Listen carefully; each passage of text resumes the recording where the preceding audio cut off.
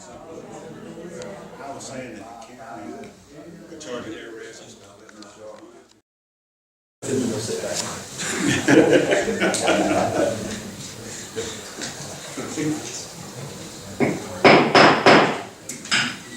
We'll call the Scottsboro work session Monday, February 18th to order. Invocation given by Richard Bailey and the Pledge of Allegiance given by Greg Mashner. Let us pray. Oh God, just thank you for blessing us with this beautiful day today, Lord. We just ask your wisdom just to guide and direct us in all we say and do tonight, Lord. We ask your hand on our city employees, Lord, just to keep them well from sickness, Lord, and just keep them safe. Lord, we lift up Gary Stewart to you tonight, Lord, just to heal his body and bring him back to us today. Lord, we just ask all this in your name. Amen. I pledge allegiance to the flag of the United States of America and to the republic for which it stands, one nation, under God, indivisible, with liberty and justice for all.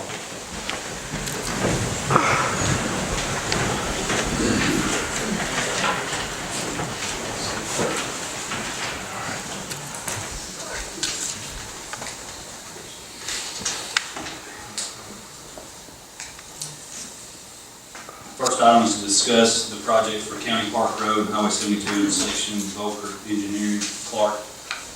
Come up front.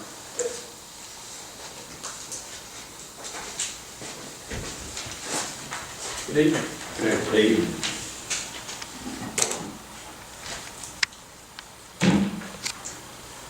You want to go over? Sure. Yeah, so my name's Clark Bailey, and I lead the traffic engineering planning group for Volker for the state of Alabama. And we've been working with the city engineering staff and Josh's group, gosh, I guess over a year now, to develop, we started with a study looking at the 72 County Park intersection and a lot of the areas surrounding there, some of the congestion, crash history, and developed a conceptual plan to help address a number of those issues. This plan was submitted to ALDOT and coordinated with them and a lot of their policies. And then we moved forward from there to request safety funding through the HSIP program, which stands for the Highway Safety Improvement Program, which is a federal program. Requested grant money to help implement the changes. And it's gone through a application process with that. Reviews a lot of crash history, evaluates the countermeasures and changes put in place to help make sure that those are proven effective tools to reduce crashes. So went through that process with ALDOT for a while, and then have recently been approved by them to move forward, and that funding was approved. So, and my understanding is we're here tonight. There are additional questions concerning what the changes are, how they'll impact surrounding businesses specifically. So happy to answer anything. What are some of the changes that were made from the last time? Absolutely. So a lot of it stems right there at the County Park 72 intersection. There's a number of items there that the existing intersection that both affected from a safety perspective and an operational perspective. One big change you'll see is the left turns. For the left turn lanes, we shift those. They become what's called offset lefts. And so they are pushed to the outside edge of the median. And what that allows us to do is it gives a driver in the left turn lane a better view of the oncoming traffic. And this also allows us to modify the traffic signal so that you can turn not only just under the green arrow, but under a permissive movement there. Additionally, probably one of the biggest changes you'll see is a consolidation of both driveways and median openings. Now this is part of a statewide initiative by ALDOT called Access Management. And really the synopsis behind that is the less openings and movements we have along especially a divided high-speed roadway like this, the safer it becomes. And a lot of that is a result of drivers understanding what other drivers are going to do to simplify it to the core. When you have a lot of openings and openings where you may have 2 or 3 cars sitting in the median all pointed in different directions, it creates a lot of confusion, a lot of opportunity for conflict. Outside of that, there's some other small, both driveway changes, frontage road additions, items like that to help consolidate this area, help it flow a little better and help reduce potential conflict points and create a safer intersection. Who else has questions? Did you look at anything other than just that intersection, maybe the possibility of extending these service roads, or did you just focus on the intersection itself? So we looked at the County Park Road intersection, and then all the driveways from County Park to, I guess, the credit union. Okay, so you didn't look past? No, our study did not include that. We did include a small intersection of County Park Road that has had some kind of confusion to it.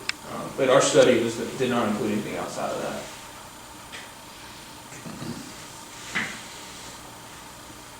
Was there any discussion, this might be a question for the mayor, I'm a little concerned in closing off, are you closing off a driveway in Taco Bell? Yes, sir. Was there any discussion with them? Yes, they're aware of that.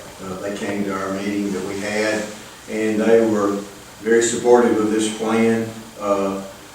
This conceptual shows the lower driveway being closed, and the upper one, you can't tell from this, but it would be widened, and then it would be a right turn lane added into Taco Bell where their, I guess their drive-through is or whatever. But they are aware of that. I'm sorry, go ahead.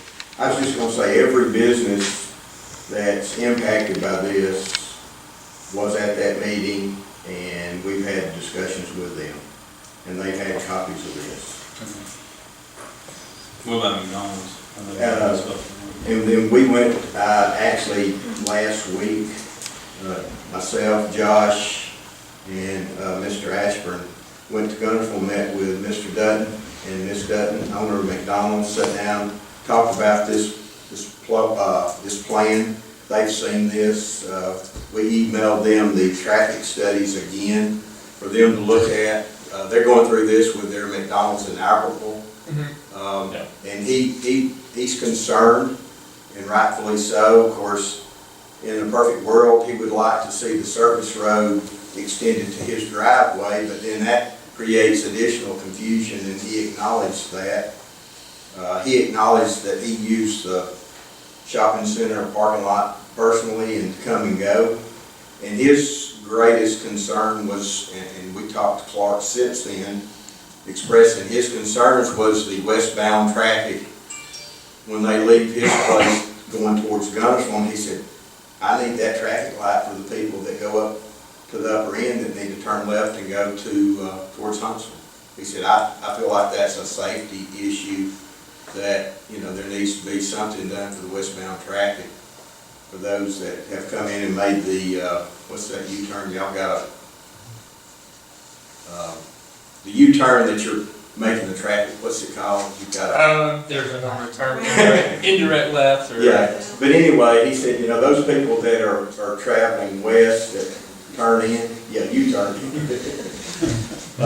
He said, you know, if they're wanting to continue west, they're gonna need to go across the parking lot and up to that intersection. Yeah. He said, I feel like that needs to be a signal there maybe at some point. An alternative movement for those vehicles too is they would come out of the existing driveway and then use the left turn lane at the new median open up there and make a U-turn. Gotcha. One of the things in this discussion was he was concerned about the people that were going westbound, coming and doing the U-turn to come back to his parking lot. So the traffic count showed that the traffic going westbound that cut across now like it is now was 50 cars a day. He was thinking it was going to be more cars than that. But when you leave McDonald's now, if you don't catch the light just right, you still got to go eastbound and turn around and go back westbound.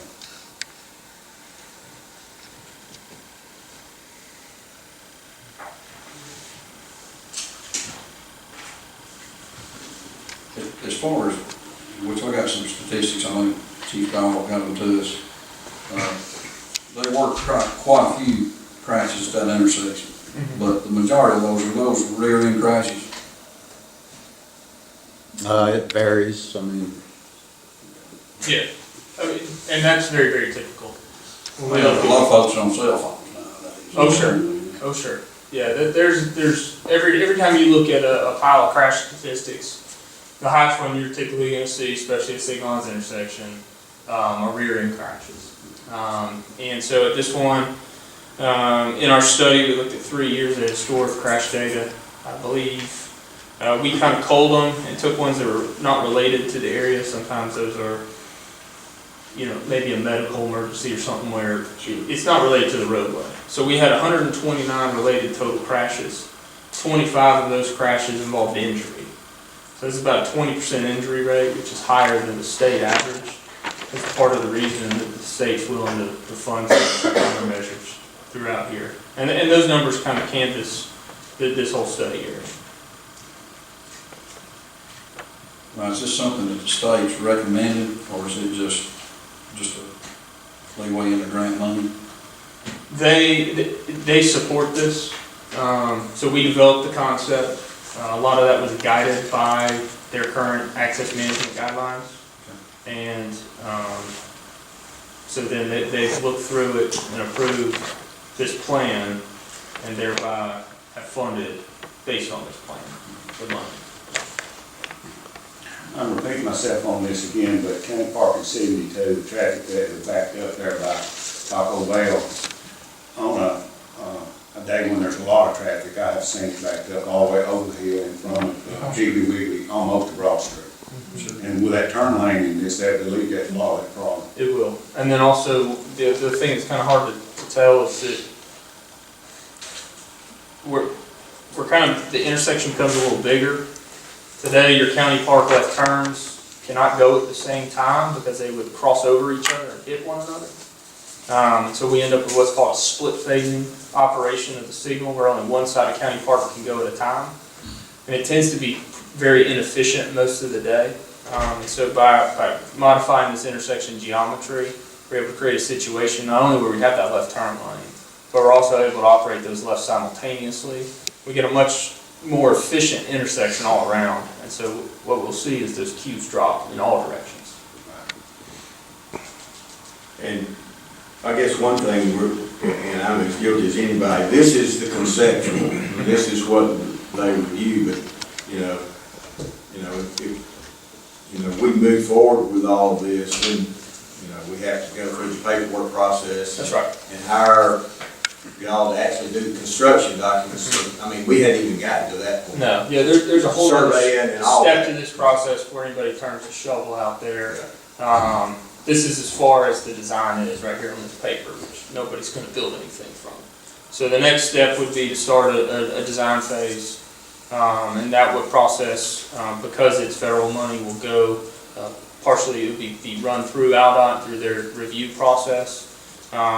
There may be tweaks in here when you start looking at survey and utilities and all sorts of different items like that come up that design decisions need to be made. Now, am I correct, this is like a 3-month project? Well, that may be actual construction. Construction. It's gonna be several months long as far as. I would say 3 to 6 for construction. So. Design and everything. Actual shovel on the ground, start project ready. Right, and not a weather week like this upcoming one. Yeah. What about that future traffic signal? Sure. Yeah, so what that really means there, so we did evaluate that intersection. We took all the volumes that were used in all the different driveways, and if they would now be using this relocated, consolidated one, we reapplied them to this and reanalyzed that intersection. I went through the signal warrant process, just kind of out in the national standard to determine whether or not a signal is needed. It currently does not meet that warrant based on volumes there. And so what we mean by future signal location, and it's important that it was in the study this way, is when I refer to those access management guidelines, they also stipulate signal spacing. And this is just shy of what the recommended distance would be. And so what we were able to do is, because we're able to consolidate some driveways, this is really the best logical place to put it, that we can get as close as we can to that distance. And so at this location, once volumes meet the warrant, it would be able to be approved for a signal. If there's future development in that area that ups the volume, that would be, Yes. be good for signaling. Yes, and it depends on what that development is and how much traffic it will generate. There's a process that the state would want to be gone through in order to establish that and before they would approve It this. goes through its own review process. That's correct. That's correct.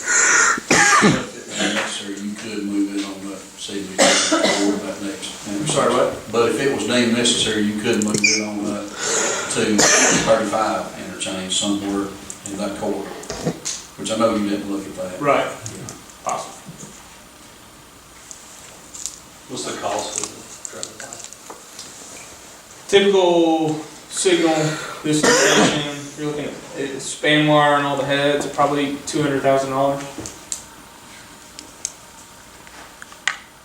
Yeah, it's a lot more than you'd expect it to be.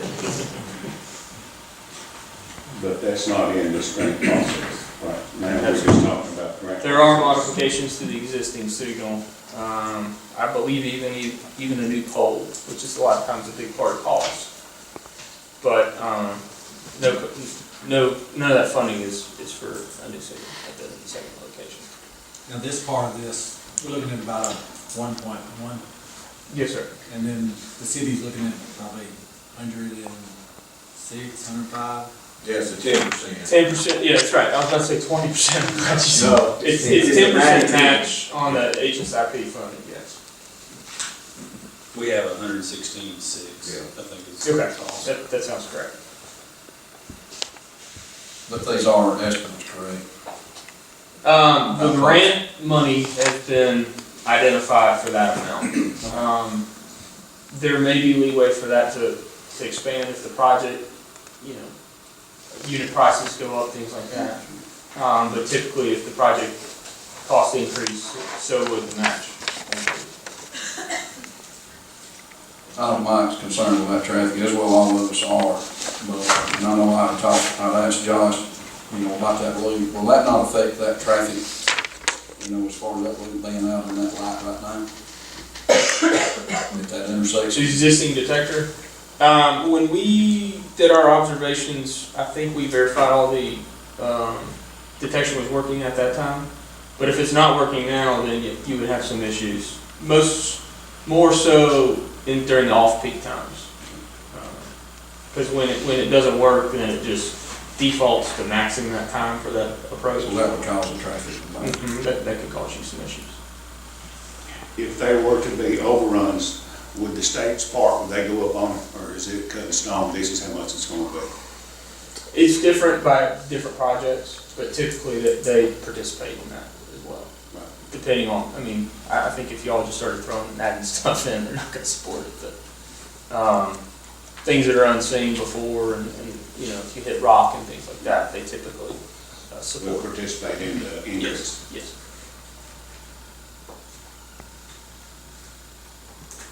Any other questions? No other questions? Thank you, Clark. Thank you. Thank you. Thank you, sir.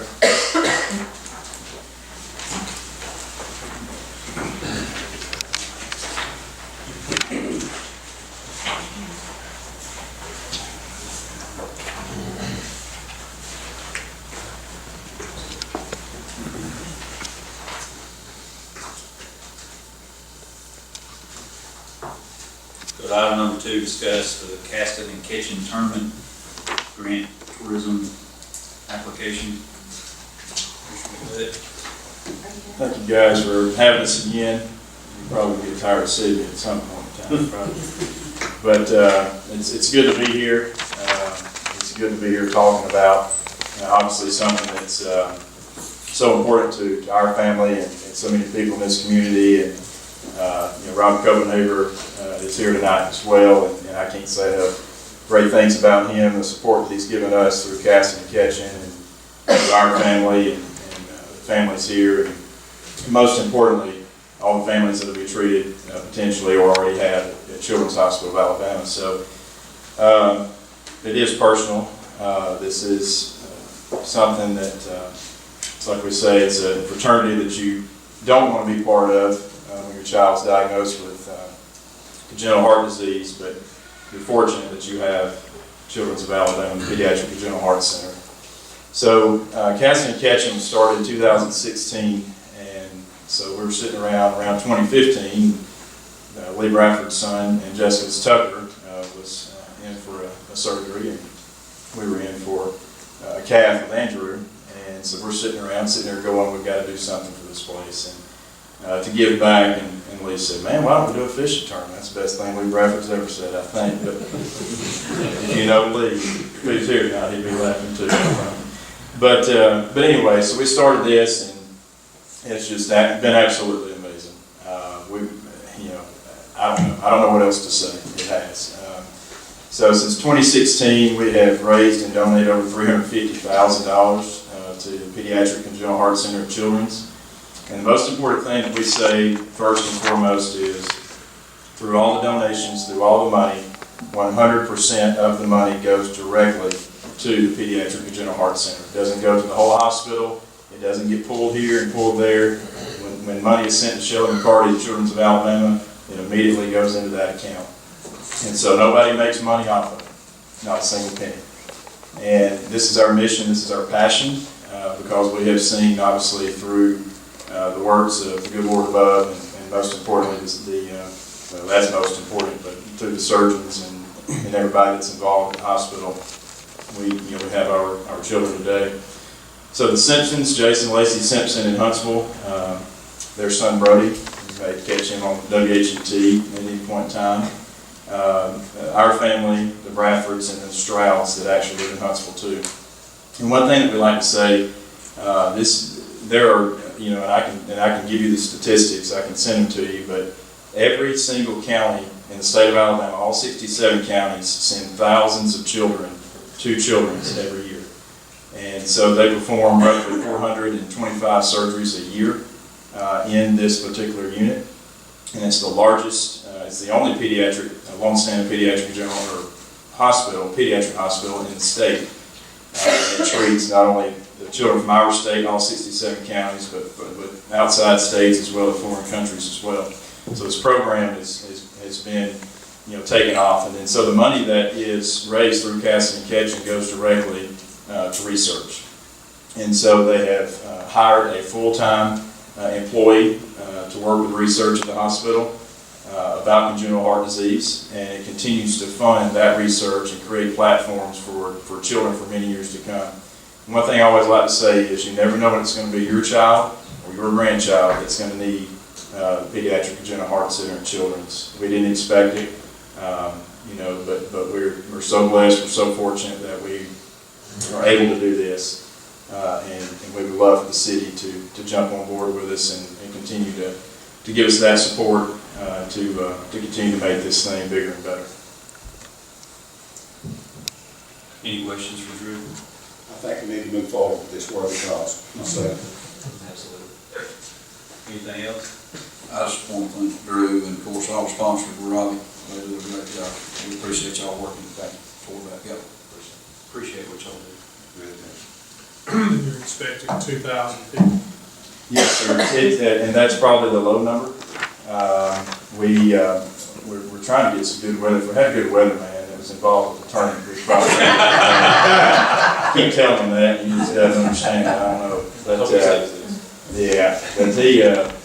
but anyway, that's probably on the low end. So with great weather and we have our kids fishing clinic this year, we're adding a school fishing division to the tournament.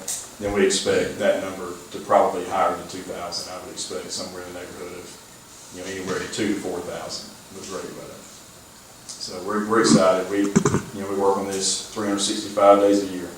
So we're always thinking and trying to make it bigger and better. So this was, to the point right now where, and I was telling Robbie this earlier, Shelley sent me the numbers just early December with the money that we raised to that point, and with this year's money coming in, we were already around $425,000.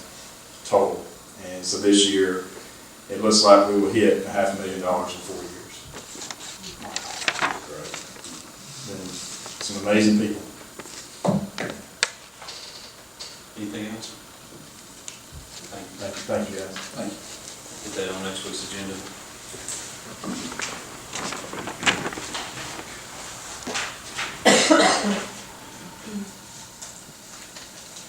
Next item, number 3, is discuss the recycling program.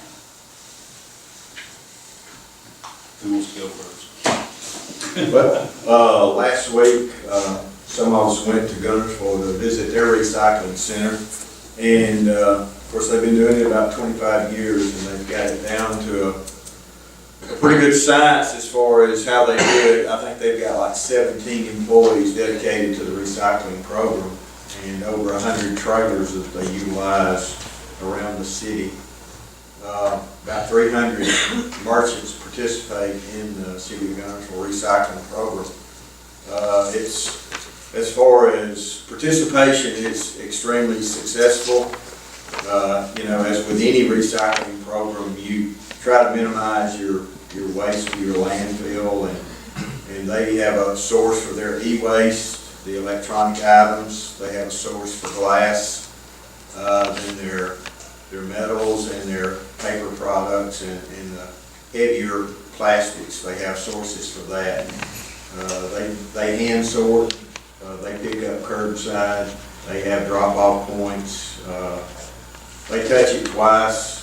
When the employee picks it up curbside in a bag, they throw it into a big cage trailer. It stays in that trailer till it comes into the warehouse. Then they have, the second time it's touched is a man standing up on a platform that rips the bag open and dumps it on the conveyor belt.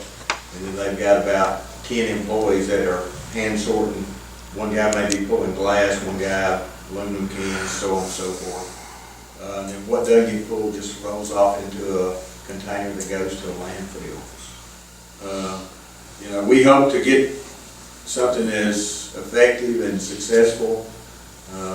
We just got a lot of spoiled, as they call it, recycled bale material we've got to find a home for. I had reached out to the facility in Huntsville that takes waste to fuel, burns it. They were having to run, taking our product through their board. Actually has to go through a board to see if they could accept it. We're on hold on that. So and we had reached out to Sand Valley over in Collinsville area to see if they would take it, and if they do, what's our commercial rate, and if they did take our spoiled bales of recycled material, would it have to be burst and loosened up, or would they take it baled? So we've still got some unanswered questions. Did they give you any idea when they would know, or do they need to come look at those bales, or? as far as- We're waiting on a call back from their director. Yes, they've already kind of looked at it. Okay, they haven't. You talk about the waste fuel, yeah, they looked at it. We're just waiting on them. Correct. One of the things about over in Gunnersville, compared to what we've got, you've got to sort it.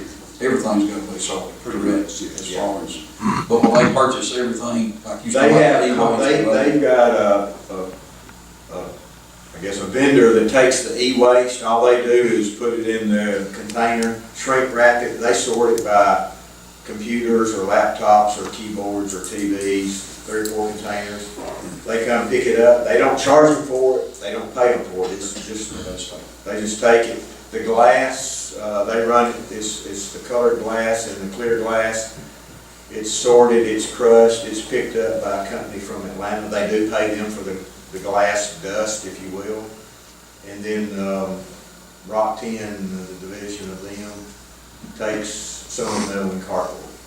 So they've got like 4 or 5 different sources that takes their different products.